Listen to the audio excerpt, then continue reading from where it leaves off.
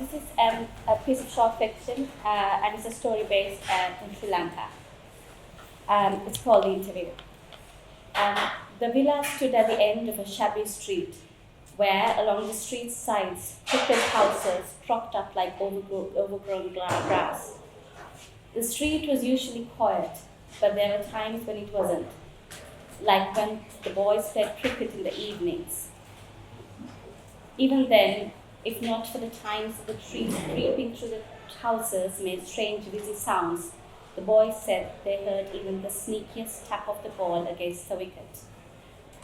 At other times, there was a rickety row of tractors, driven by burnt, bare-chested men, with cheap cotton sarongs tightly fastened against their flattened stomachs, either on their way to plough the fields or heading home after work.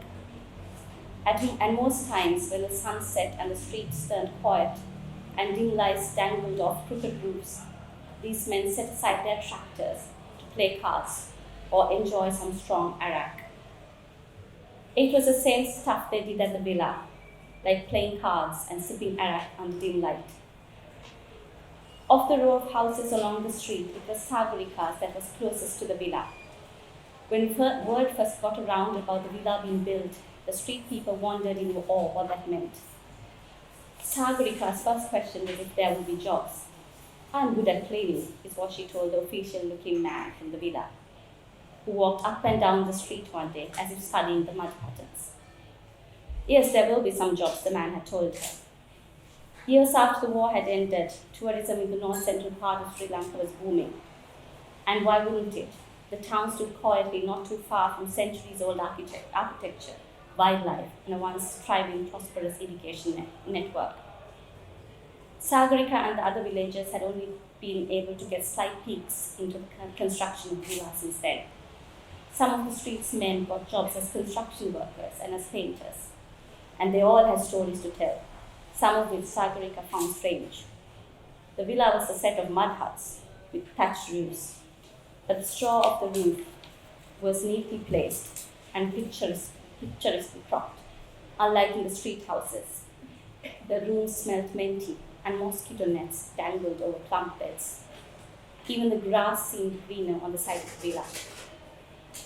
Being so close to the villa meant that whatever leaflet or announcement came from the villa reached Sagarika first. So it was only natural that she was the first to fill in the application for job openings for cleaning staff.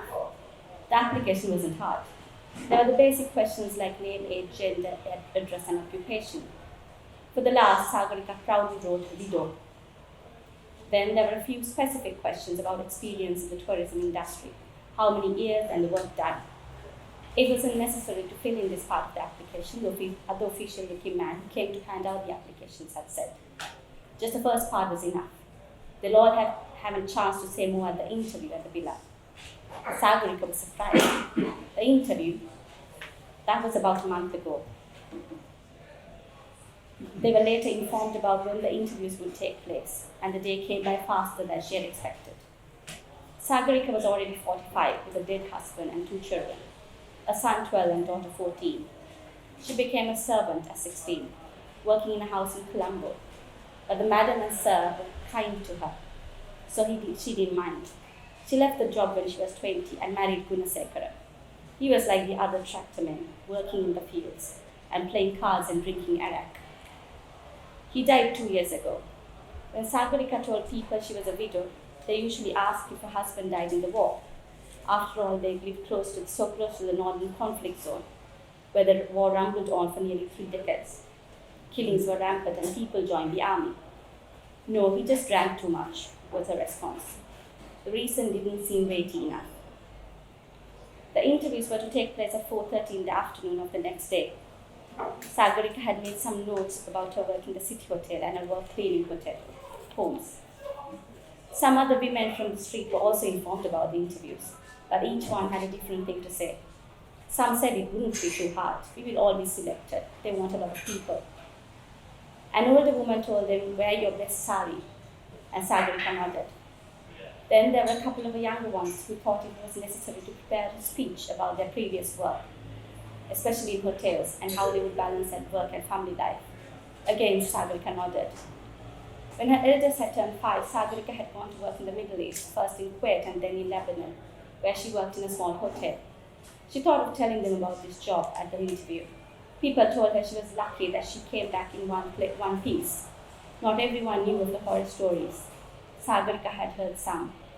But the hotel work was okay, and she got paid on time. She sent this money home every 2 months. With the money that was left, she bought a new fridge and a television from the duty-free when she came home after 5 years. She also brought some bangles for her daughter and toys for her son, and some clothes and books for both of them. A few months after that, she remembers someone telling her about the poor woman who came from Saudi, where doctors removed nails that had been hammered into her body. Then, of course, there is the case of the young girl from Sri Lanka's east who never returned home after she was accused of killing an infant she was caring for. No fair trial, no knowledge of what was happening. The girl was only 17 at the time, killed while she was still a child. When she got back, Sagarika worked in a hotel in the city. She knew that the work at the villa wouldn't be like her previous work. This was a proper job. She picked out her best sari and blouse. She picked out a sari and blouse with care for the interview. It was her second best. The other was what she usually wore for weddings and special important events. This had orange lotus petals on the red cotton. She pleated her sari. The blouse was plain red. She kept out her gold chain and bangles, her wedding jewelry. That night, after the children went to sleep, Sagarika sat up in bed. She went through the notes she had made, reading the answers aloud, rehearsing how she would say it, the pauses, the tone of her voice. She would say things like she knows there are standards to meet in hotels, she knows how to greet customers, and she knows about hygiene practices. She learned her answers till she knew them by heart. There was nothing more she could think of. She hardly slept that night.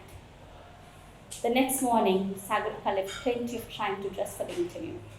She repleated her sari, making sure every fold was neat. She had oiled her hair earlier, and now she powdered her face. She slipped her bangles on. They were slightly tight and discolored. It had been a cheap pair. She made her way to the villa. The guard at the gate already knew why she was there and marked her name on a list.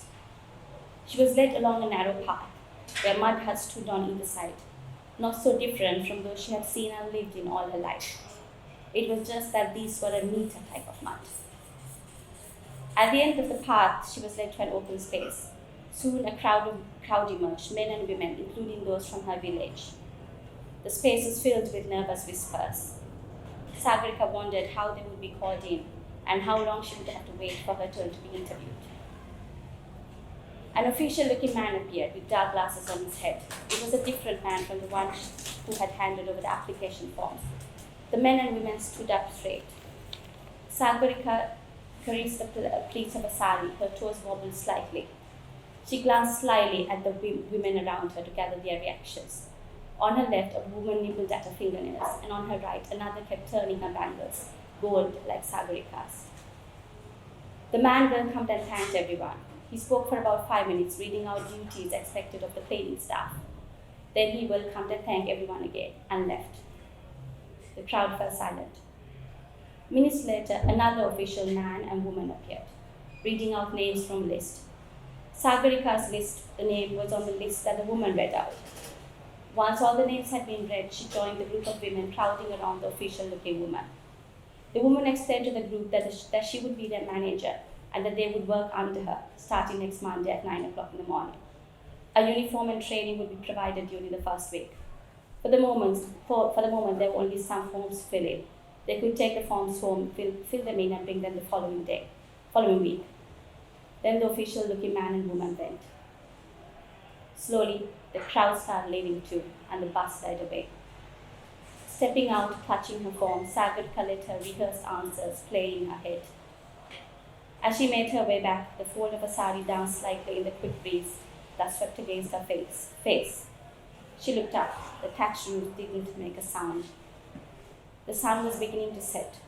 In the distance, she heard the boys appeal and out, and the tractors fall silent. Outside a mud hut, a man and woman sat clasping their glasses, nodding at Sagarika as she walked past. Thank you for listening.